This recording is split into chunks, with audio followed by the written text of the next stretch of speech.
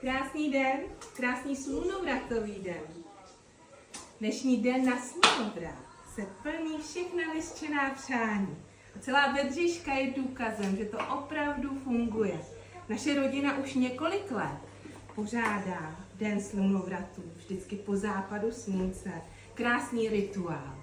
A mně se na tom strašně moc líbí, že to nevychází z žádného náboženství nebo nějakého New Age výmyslu, ale že to vychází z přírody, tedy z něčeho, co nás skutečně přesahuje, tím pádem něco, co nemůžeme úplně ovlivnit a jenom s vděčností a pokorou si přát.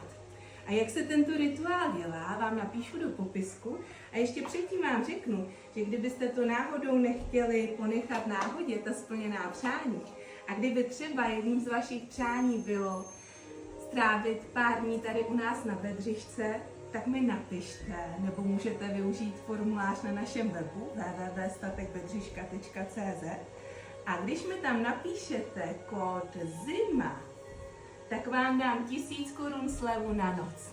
Tahle ta akce platí pro leden a únor a můžete strávit krásný čas s našimi zvířátky a v téhleté nádherné přírodě Křivoklátska. Tak vám přeju krásný slunovrat, krásný předvánoční čas, těším se na setkání tady u nás na Bedřišce a v popisku máte ten rituál, tak ať to vyjde.